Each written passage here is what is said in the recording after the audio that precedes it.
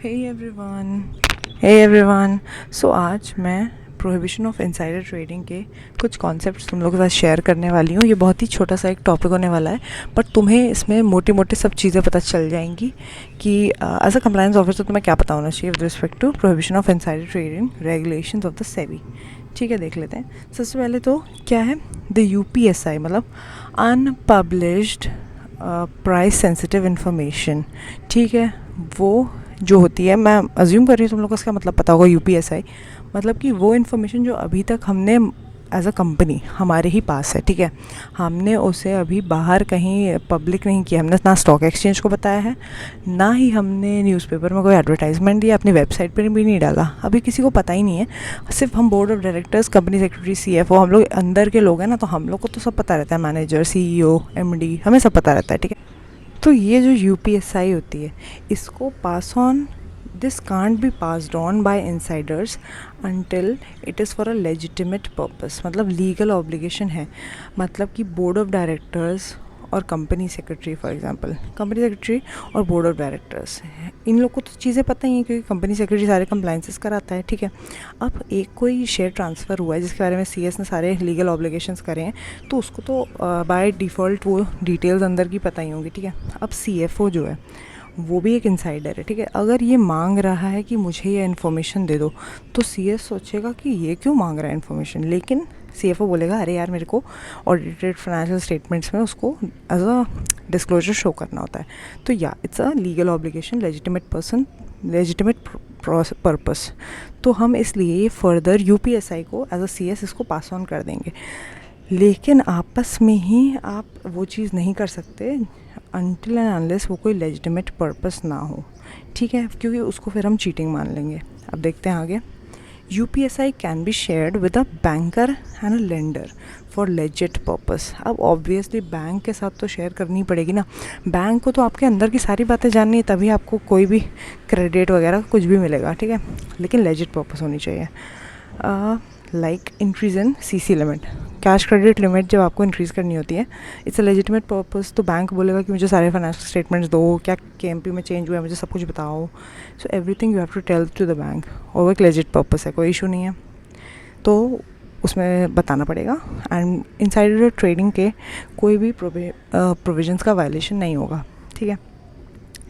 Provided sharing is not done to avoid prohibitions of this regulation, मतलब आप इसलिए share नहीं कर रहे हो कि उसमें इस लॉ का कोई वायलेशन हो जाए, आप लेजिटिमेट रिक्वायर्ड है लॉ में, इसलिए आप शेयर कर रहे हो, सो इट्स गुड, ठीक है। Now an insider having access to UPSI, एक इंसाइडर को एक्सेस है, यानी सीएस हो गया, बोर्ड को तो पता ही है, सीएफओ हो गया, इन लोगों को सब पता रहता है अंदर का, ठीक है।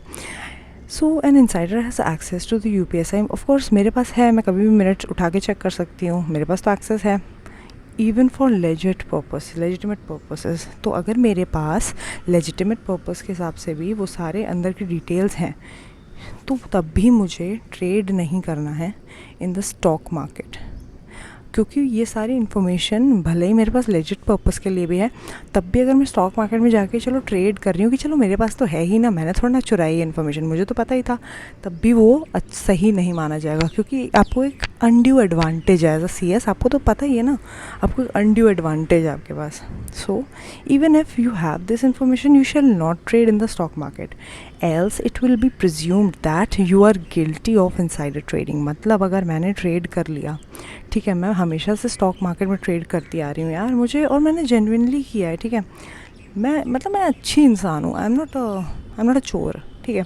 लेकिन प्रिज्यूम क्या किया जाएगा, अगर सेबी, स्टॉक एक्सचेंज, इन लोग को पता चल गया कि ये सीएस है, तो इनसाइडर है, इसने तो भाई, तो वो प्रिज्यूम कर लेंगे कि तुम तो गिल्टी हो ही, भले ही मैं कितनी अच्छी हूँ, भले ही मैंने वो जानबूझ के नहीं किया है, जो भी रीज़न है, वो लोग प्रिज्यूम यही करेंगे कि नहीं तुम इनसाइडर हो, तुमने क्यों ट्रेड किया, वो ये बोलेंगे बस, और मुझे अपना इनोसेंस प्रूव करना पड़ेगा, ठीक है। You have to prove your innocence, ये रेगुलेशन 4 में लिखा है। अब पेनल्टी जो इसकी बहुत ही ख़तरनाक होती है, सेक्शन क्या है 15G, पेनल्टी लगती है आपको 25 करोड़ रुपीज़ की। मैंने क्योंकि ट्रेड कर लिया, ठीक है, चीटिंग, उन लोगों ने मान लिया कि मैं गिल्टी हूँ, और मैं बोल रही हूँ अरे नहीं मैं गिल्टी नहीं हूँ, मैं बहुत ही इनोसेंट और सिंसियर हूँ, बट वो बोलेंगे नहीं, 25 करोड़ की आपको पेनल्टी लगेगी सेक्शन 15G, या फिर अगर मैंने 5 लाख का प्रॉफिट बनाया, इसका 3 times of the profits made, तो 15 lakh, which ever is more. तो या 25 लाख या 15 लाख, तो 25 लाख ज़्यादा है, वो इतना लगा देंगे। फिर मेरे ऊपर है, सेबी लगा देगा। अब मेरे ऊपर है, मैं सैट पे जाके वो प्लीड कर रही हूँ एंड ऑल दैट, फिर वो सब चलता रहेगा। तो ये पेनल्टी काफ़ी ख़तरनाक है, ये पता होनी चाहिए। 15G बहुत बड़ी penalty, which ever is more. और वैसे भी मैंने तो बहुत छोटा सा एग्जांपल लिया है 1 लाख का, इसमें तो बहुत बड़े बड़े ट्रांजैक्शंस होते हैं, 1000-200 करोड़ के होते हैं कम से कम, ठीक है। तो समझ लो कितनी बड़ी बड़ी पेनल्टी लगती होगी, ठीक है। कनेक्टेड पर्सन क्या होता है? जो कनेक्टेड है मुझसे, ठीक है, in association with the company directly और indirectly and possesses UPSI in the past 6 month. मतलब कि कंपनी में आप एसोसिएटेड रहे हो डायरेक्टली या इनडायरेक्टली, और आपको पास्ट 6 मंथ में उसका पोजीशन था यूपीएसआई का।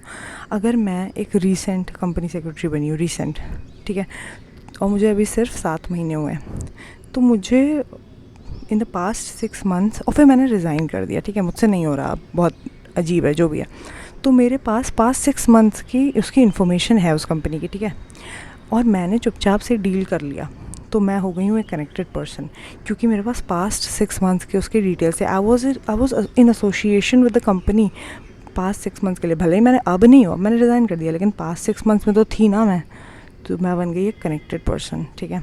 और मैं भी गिल्टी हो जाऊँगी यूपीएसआई में, अगर सेबी ने पकड़ लिया तो, जो हर समय पकड़ लेते हैं, ठीक है। अब इनसाइडर क्या होता है?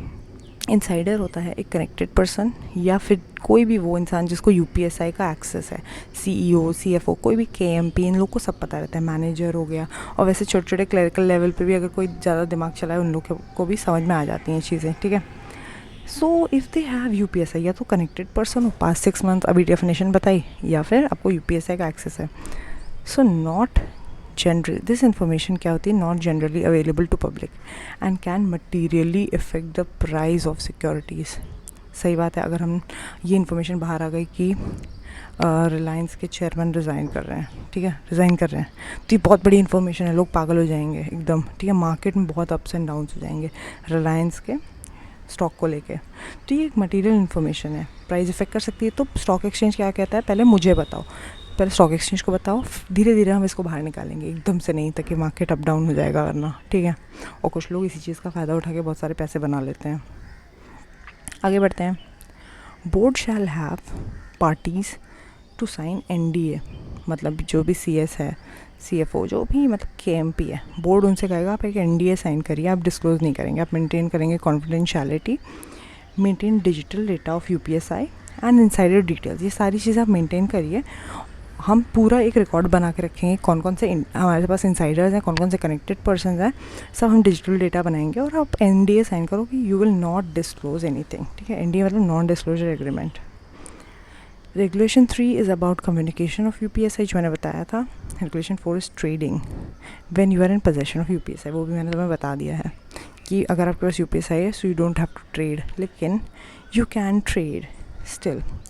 Of market trading is done, off market, आप मतलब डायरेक्टली मार्केट में ट्रेड नहीं कर सकते, you can do off market trading when insider, then insider 2 working days you have to notify the company. मतलब कि एटलीस्ट 2 वर्किंग डेज आपको trade करने से पहले कंपनी को बताना है कि भाई मैं एक इनसाइडर हूँ, मैं ट्रेड करने जा रहा हूँ, और मैं अपना पूरा ट्रेडिंग प्लान बता दूंगा कंप्लायंस ऑफिसर को, ठीक है। ये होता है इसका मीनिंग।